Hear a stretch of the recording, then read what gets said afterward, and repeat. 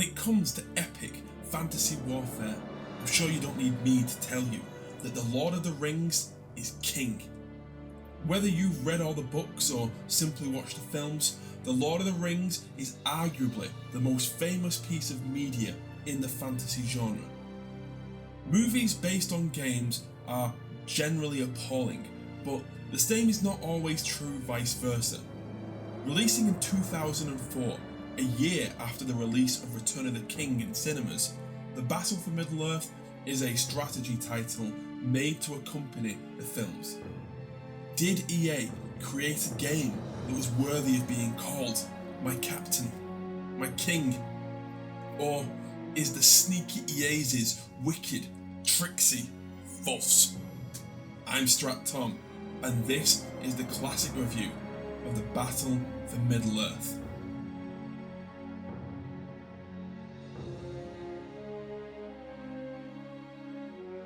I really enjoy the story of this game, quite simply because I really enjoy Lord of the Rings.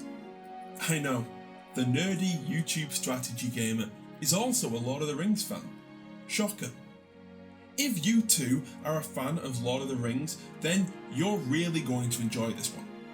However, the game does assume that level of knowledge from you, and if, for some reason, you're playing this game without having seen the films or read the books, you're going to be wondering what the hell is going on, as there's not too much in the way of an explanation.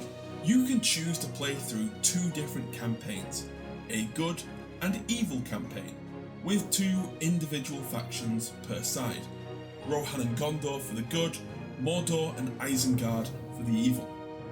The missions are generally broken down into two types: story missions, wherein you play through the key moments of the Lord of the Rings story, and just general battle levels where you attempt to conquer territory.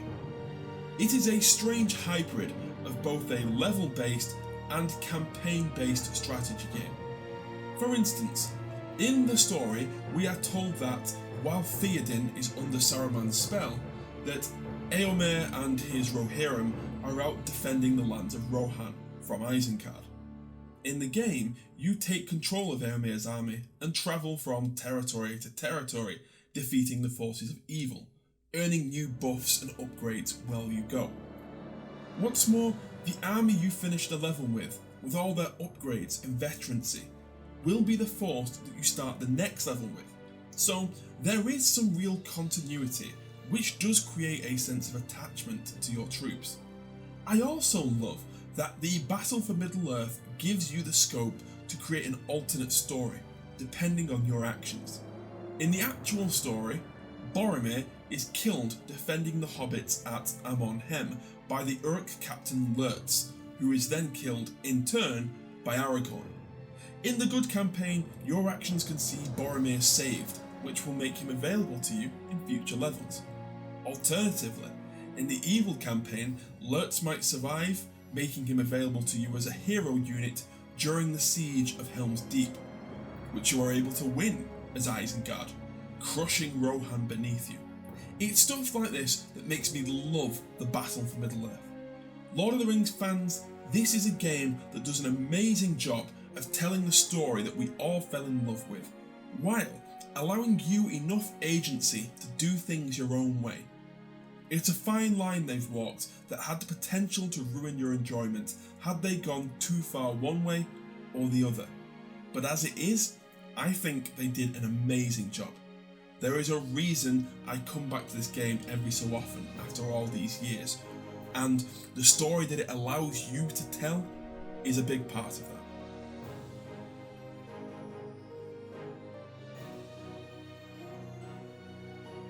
The gameplay is a bit tougher to talk about. On a fundamental level, there's nothing wrong with the Battle for Middle-earth. It plays well, and I have a lot of fun with it. However, there's nothing overly special about it either. It is a pretty bog-standard affair, gameplay-wise. It's the usual RTS stuff: build a base, accumulate resources, and build an army. The way you build bases, for me, is the one thing I'd really change. It's just so basic. You build a camp, and depending on the size of the camp, there are a predetermined number of building slots for you to build up your camp. It's all the usual stuff. There's a building for infantry, one for cavalry, one for researching upgrades, a resource building or two, and some others that give certain buffs. And that really is just how you collect resources. As the good forces, you can build farms, and they generate income every few seconds. The evil forces have some passive resource buildings too, or out on the map there are some spots where you can build lumber camps, allowing you to collect more resources by chopping down some of the trees in the area. But like I say, most resource buildings just passively accrue resources. It's really basic stuff.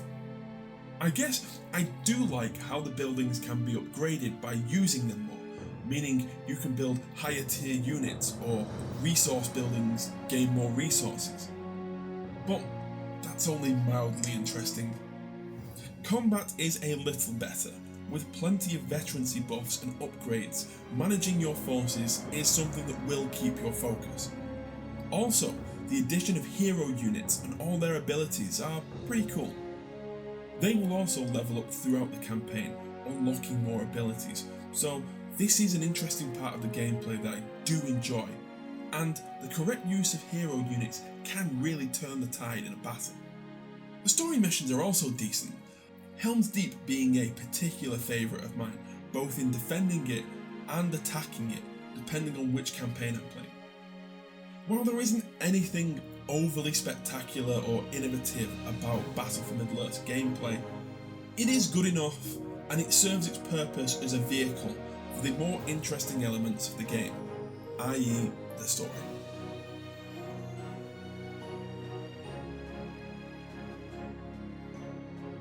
Listening to this review, you may note the lack of the Lord of the Rings soundtrack, but fear not, this is not because it is absent from the game. Rather, it is because YouTube has precisely zero chill when it comes to these things, and I am not risking it putting it in the video. In the game, however, we are treated to an audio delight. All of your favourite music is included, and I also love the fact that they have a number of the voice actors from the films doing the lines for their in-game units.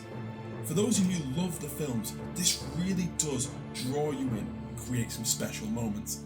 Not all the hero units have their film actors, and some of the imitations, they're not great, but they'll do, I guess. There's also some little things about the voice acting that weren't necessary, but make the game feel loved and well worked. Things like the heroes calling out for aid when their health gets low, or the fact that your troops will recognise when a fight isn't going well, or when you've ordered them back to camp, and they will change their dialogue accordingly. Graphically, the game is pretty good for its 2004 release. Given it's an EA game around this time, it uses the Sage engine, the same as Command & Conquer Generals, and the two games certainly do have a similar feel to one another. Like with Generals, between missions we get in-game cutscenes, which I think is fantastic, given that it helps tell the story that we all know and love. Overall, the game is given to us with an excellent level of quality and polish, with the fantastic sound design that you would want and expect from a Lord of the Rings title.